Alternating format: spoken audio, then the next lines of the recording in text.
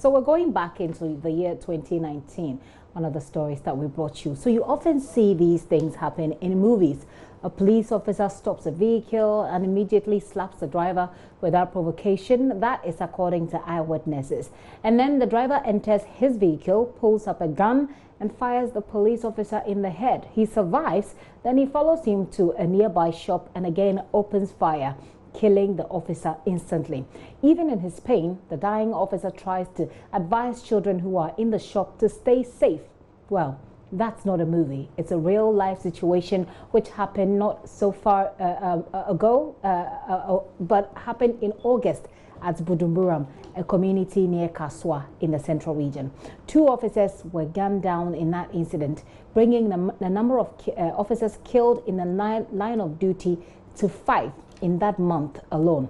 The question is, how safe are you as a citizen if the police that is supposed to protect you is under attack? We bring you the playback of what was one of the biggest and worrying stories for 2019. Maxwell Agbaba's report. Into eyewitnesses, the police vehicle and the Camry vehicle pulled up here after they were given a hot chase by the police officers. Well, there are some blood stains here very close to the shop. A 13-year-old girl who witnessed how the whole incident happened has been telling us how it panned out. We are told that the driver told the police officer he wants to take money out of his car, but that did not happen. The 13-year-old eyewitness says he pulled out a gun and then shot the police officer in the head. At that point, we're told that blood started oozing out of the head of the police officer. He rushed into the shop, fell, and then died. Inside one police car, private car, Okay, she says there were 3 of them standing here at the shop, very close to the shop, and then the police vehicle, together with a private vehicle, pulled up, here. No police, no papa, no soup. Well, she says the police officer got down from the vehicle and then slapped the occupants of the private vehicle. No papa, on funny sika. Okay, so the man asked the police officer to wait so that he takes his money.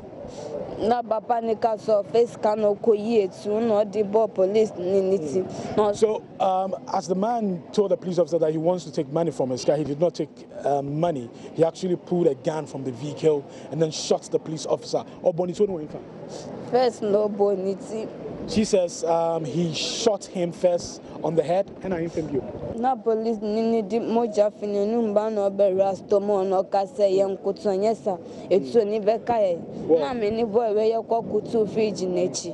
Well, she says the police officer rushed into the shop. At that time, there was blood oozing from his mouth. And then the police officer who has been shot actually told them to go down because if they did not take time, the bullet would also hit them. Well, the top brass of the Ghana Police Service is actually here. Other residents who live here in Kaswa are also gathered here watching what's happening as Interior Minister Ambrose Derry and the acting IGP are currently in a meeting with the officers here to understand exactly what happened and circumstances surrounding the killing of 2 police officers who were stationed here.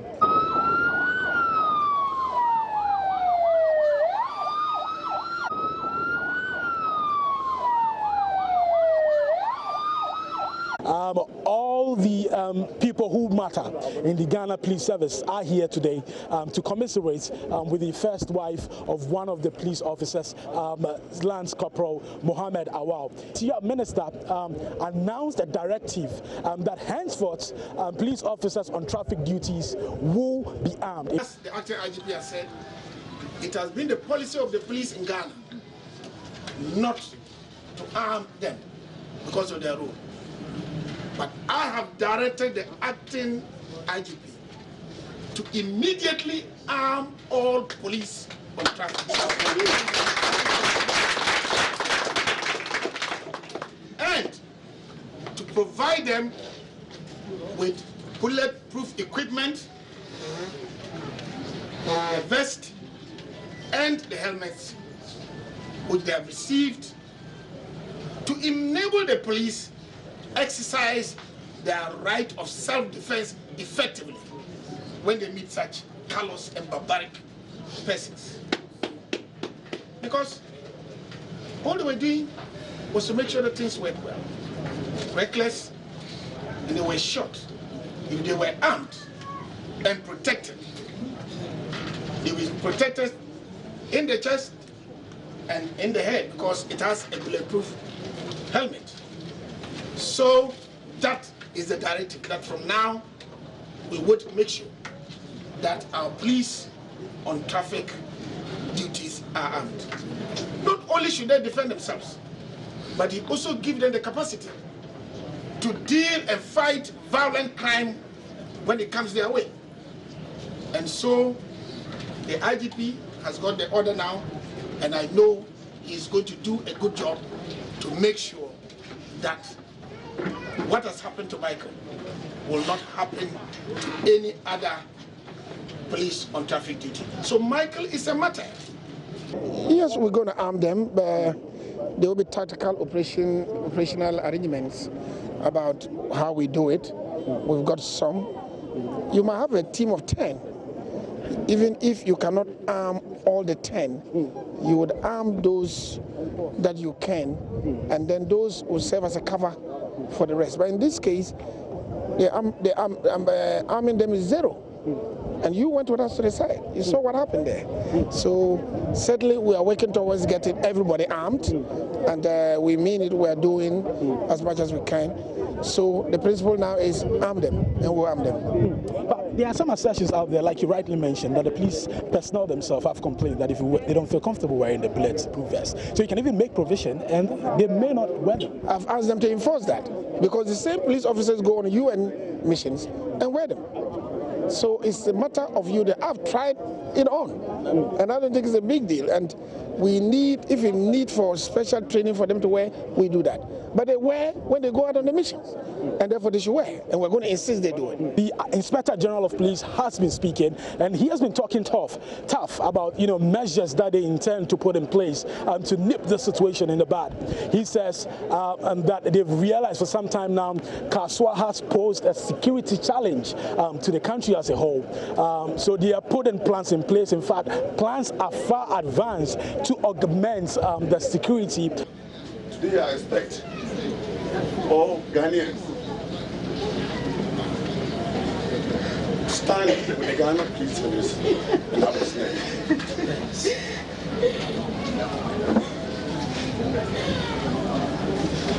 I expect all Ghanaians to stand with us against these cowards and criminals who will go to every extent to harm innocent officers.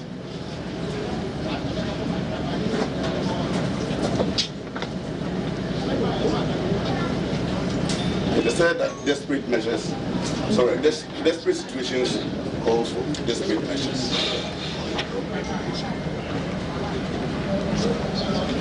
And therefore, we've had a rethink of our strategies. And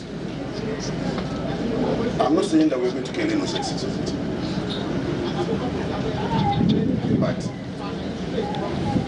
this killing of innocent police officers must stop.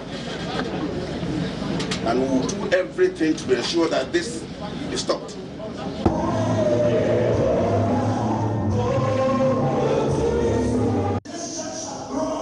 It is Sunday morning at a Strong Living Fire Ministry International.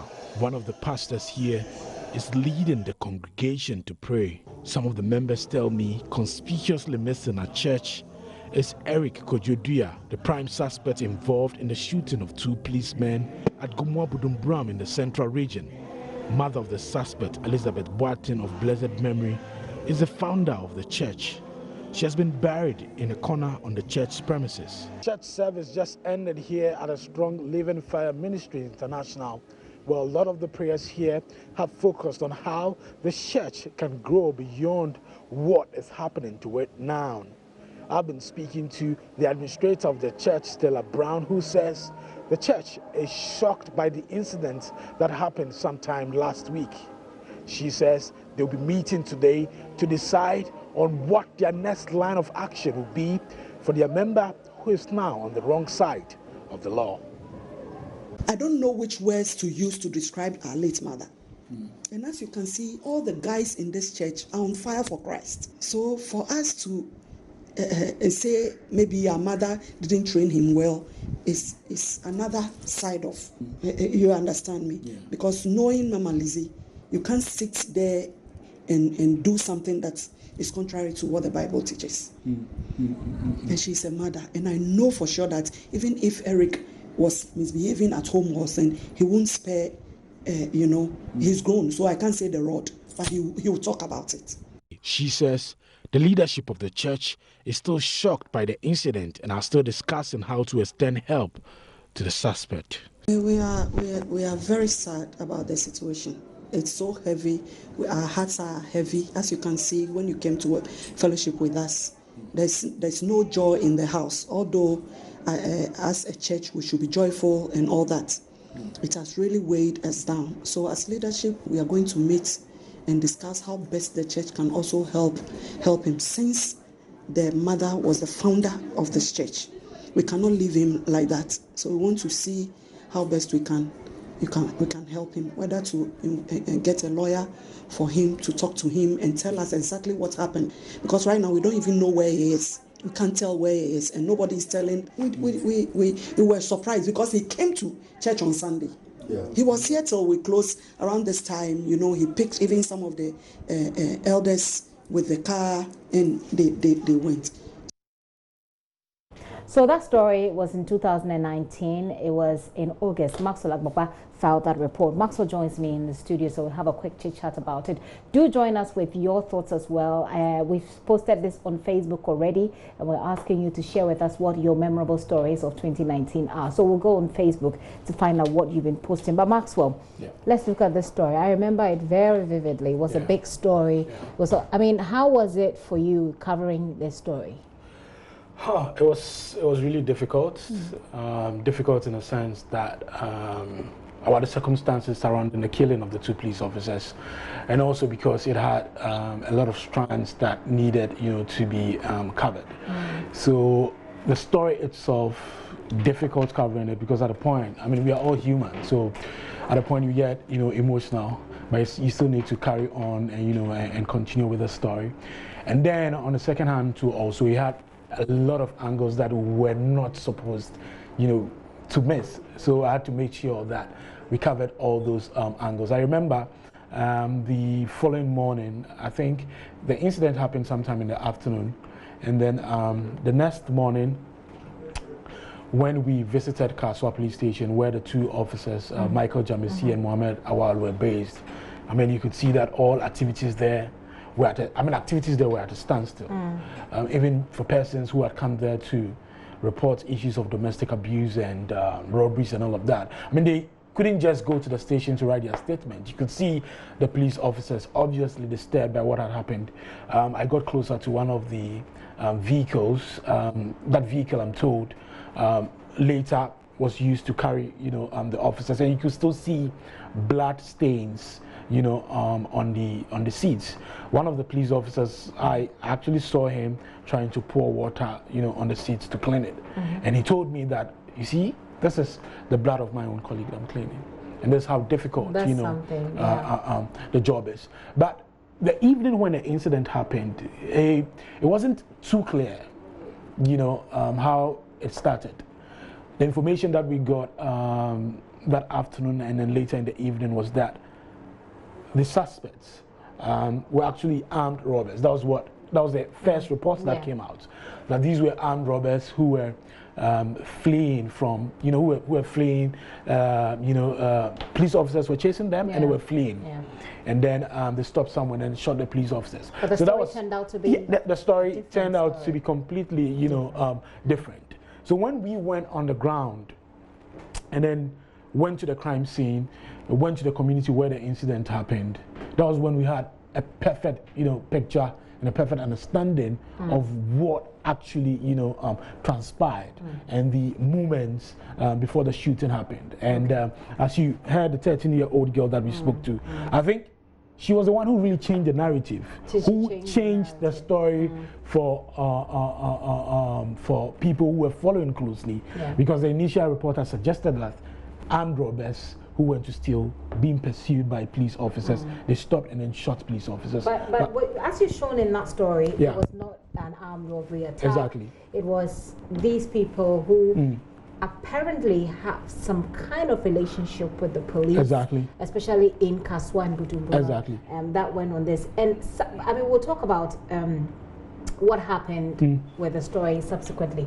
But we know that the police launched several, what would you call it, swoops after this, and they made quite a number of arrests. And the police were very affected, very much affected. If you recall, in that evening, we went to the police headquarters. Exactly. And we saw some of them who were ready to go out. Yeah.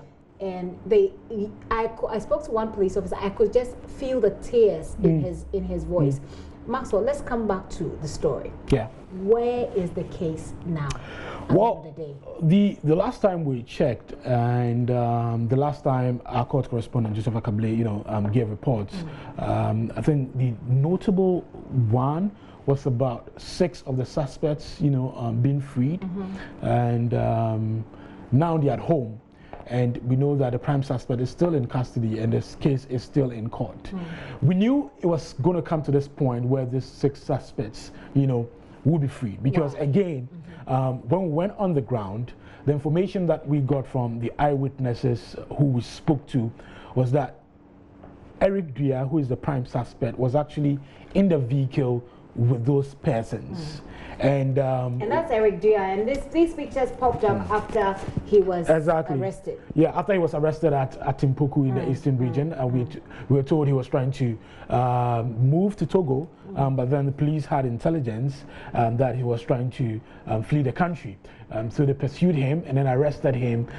So just some minutes at Timpoku police station where he was, arrested, and we were told that he tried hiding, his face with that with the plaster, with a plaster, but they got him. So back to so the people. It's back to him. That he remains the only suspect in the police custody as we speak. Exactly, but we also hearing that there are other 2 persons who are also in the custody of the police. That's the information that we have, but he remains the prime suspect. But 6 other persons who were arrested together with him have been freed. And in fact, one of the gentlemen, Ibrahim Zakaria, whilst he was still in police custody, we went to his workshop where this guy Ibrahim Zakaria actually repairs and sells motorbikes. And we spoke to a woman who works closely with him, and the woman actually gave us an account that also shaped the conversation. That on the day when the incident happened, Ibrahim Zakaria was actually in his shop working when he got a call from the prime suspect, Eric Dia, that armed robbers had taken his car from him, so he should use a motorbike and come and help him out somewhere around Kukrubite. And this person who works closely with Ibrahim Zakaria was arrested and later freed, told us that Ibrahim Zakaria took his motorbike from his workshop at Buduburam and then went straight to Kukrubite. So whilst he was there and trying to bring in the vehicle, the Camry vehicle that the prime suspect was driving, there was a point where the police officers arrested him and he was named as an accomplice. So this woman that we spoke to was actually making a case for Ibrahim Zakaria that he knew nothing about the incident and that he is not a suspect, he is not an accomplice in the whole incident. And thankfully, Ibrahim Zakaria, was released. I met him at a shop when he was released. We wanted to get an interview with him, but he said no. He's given, everything, to living everything to God. But he was not excited because, when we interacted with him, that was in September. Yeah, he was telling us that when the police officers went to his residence, his TV set, his television set, and some other, properties in his room were actually destroyed. And he was not really, happy about that. He said they smashed his television set. You'd understand, the mood that the police officers obviously were in at that time when the incident happened. So when they went there to go and conduct a search in his room, some properties got destroyed and all of that. And he wasn't particularly, happy about it. But ultimately, he was excited that he's been free, released, and he's back to normal life. Well, hopefully we'll be following up on this story. It will be interesting for, I'm sure our viewers would love to see what has changed in this neighborhood. I mean, what happened to these girls, or the girl who gave you that part of the story, which you said shaped the narrative, changed the narrative. But there was another interesting part as we wrap up, Maxwell, about the announcement, a very crucial policy announcement that was made by the Interior Minister back then. Yeah. So, 24 hours after the incident, happened, the IGP, in fact, the top brass of the Ghana Police Service, all went down to the community, Kaswa Buduburam, and in fact, I was part of the convoy that moved to that community, and for a lot of the residents who were there, they were really scared because you had a lot of police vehicles all blowing their sirens. You could feel, you could cut the tension in the air with a knife, At a family house of one of the deceased personnel, the Interior Minister Ambrose Derry actually made that announcement. In fact, it was a directive to the IGP that all MTTD officers, should be armed. In fact, if they're going on their normal duties, they should be armed, they should be given guns, and then they should all wear bulletproof vests. And I remember how that dominated the news. It dominated discussions. We did it on Top Story, on Newsnight, everything. Yeah. What do we know about that policy? I don't know whether it's something that I think it's a major feature of Ghana. It happens and we all talk about it, and then in the heat of the moment, politicians would make announcements, and then the next moment we all go back. Because I've driven throughout town and I've seen police officers. Sometimes I'll park and ask them, "Where's your bulletproof?" Exactly. And some of them will jokingly say it's under the uniform. Like there are many times that I close from work late and I'm going home, and there are police checkpoints, and these are police officers who are risking their lives working at night, and I wonder why they wouldn't want to be in bulletproof vests. Sometimes I ask myself, is it that the bulletproof vests are not available to them, or is it that they have it but they just do not want to wear it? Because I mean, if you're at a police checkpoint around 1 a.m., 2 a.m., you should be protected. You should be protected, and that was a directive. But it looks like one of the big questions that comes up in this discussion. Maxwell, I'll have you stay with me because we're going on Facebook, find out what people's stories are before we wrap up with Maxwell and what to expect in this new year. We ask you to share with us what your memorable stories have been. Let's go on Facebook now, find out what you're saying. Kweko Simon says, my disappointment comes after the media was so interested in finding out more about the effects of teachers' strike over their salary arrears on students, but failed to follow up to find out whether those arrears have been paid as promised by the government. Well, we did find out, some of your leaders told us that they have indeed received some payment, but that some of you were still in the queue to be paid. So we did. Macon Kofi says the media in Ghana is worse as the Parliament of Ghana. They're quick to air stories, but do not follow up on developing stories out of what they have published. You reported on teachers' strike actions, and when they went to the classroom, you only reported the numbers, not looking at the examination conducted, the quality of questions, how they were able to mark and compile results. So you go on and on. It's a very long one. Well, I would say, and I'm not just defending the media, but there are so many stories that come to us every single day that we need to follow up on. We do some, but we can't cover it all. But we do a lot of follow-ups. And so with that story, we brought in all the stakeholders, we've spoken to them, etc.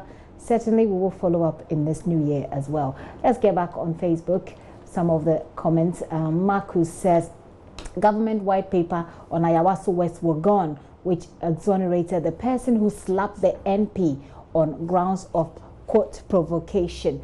The white paper did not define what will constitute provocation. Very bad. That's a very interesting observation you make there.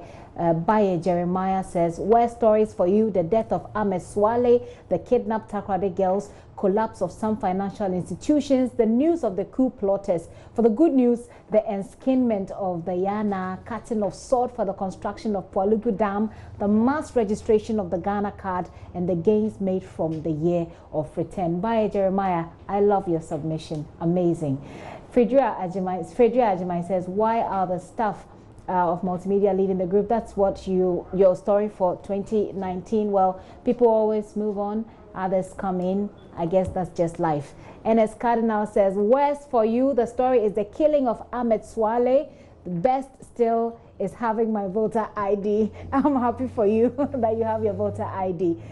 Kubi Joel says he doesn't remember. Very well. So Maxwell, interesting comments there. Yeah, Ahmed Swale, the last one that you read, Ahmed Swale too. That's I also remember, a story that you followed. Yeah, that was a story that I followed and did a follow up later, some months ago. It's rather unfortunate that we've still not prosecuted anyone connected to this particular case. But I think one thing that we need to do as a people is to be security conscious, and I think we need to invest in a lot of CCTV. It's very, because for Ahmed Swale's case, for instance, in fact, when we went on the ground and spoke to residents, a lot of them, in fact, 6 out of 10 people that I spoke to, who I spoke to, told me that they saw the perpetrators, the people who killed Ahmed Swale. They saw them in the community, they hung around in the community, they sat on their motorbikes. So your position is that if there were cameras, as there is in most cases when you travel outside this country, we could have captured, the faces. Because at a point, I'm told that they actually went to a drinking spot. It is a whole infrastructure, because you can have the face, you can have the cameras, and when the cameras pick up the people, you still have a problem finding them. It's a whole system we need, where we have the database where if there is facial recognition, we can still reconcile that with what we have in the database and go after them. I agree. Even if you find the people and the facial recognition, puts them in a particular place, you don't even have the address system that will lead you to where they are. So it's a whole conversation. But yeah, certainly, perhaps if there is a camera and they spotted that this is Maxwell, everybody then I think we can make some progress. But now we are unable to make any progress because we cannot even connect any face to the killing. And the family, the last time I spoke to them, they're still demanding, justice. They want justice to be served. This killing actually affected our ratings when it comes to the press freedom index. Press freedom, I think we really need to do something, and I think the police, they've done enough, but they really need to do more to step up the game to arrest the perpetrators. The last time when I met the IGP, in fact, he mentioned that 2 days ago. Yeah, 2 days ago at the crossover service. He said 2019 was quite a bumpy year for the Ghana Police Service. They had some of their men killed in the line of duty. There were some high-profile cases like the kidnapping, the Takrady kidnapping, and all of that. But he's saying that this year is going to be different. They are going to make sure that they provide maximum protection, to the populace, especially it is an election year, and they'll make sure that persons who would want to create mayhem or cause any violence during elections will be dealt with. There's a strong message he's sending out there, and I trust that the IGP James Opombueno would really live up to the billing like he has already done, and his men, to make sure that we have enough protection in this country. Certainly. Well, Maxwell Akbagba, he's a co-opted member of the security desk. Co-opted member of the security desk. He's actually followed all of the criminal stories that we did. In fact, most of the criminal stories that we did. Think about 90% of the criminal stories we did in 2019. Maxwell covered it for us, with follow-ups. He's a hard worker, goes on the ground, gets to talk to the people, and brings us the story. Maxwell, thank you so much for the work that you do. And certainly the security desk will be following up on all of these stories as we go into the year. Let us know your thoughts and your expectations. What are the areas that you think that we could perhaps collaborate more with the security agencies to get things done that gives you, the Ghanaian populace, an assurance that we're safe? That's what we're all looking for. And so we'll talk to you about the Interior Minister. Maxwell, thank you for coming. We look forward to a great 2020. Definitely. Where there will be a lot of work, no slacking. We are not sleeping. We are not sleeping. Election headquarters. Certainly, and as we go into an election year, we definitely will talk about security inside that in as well.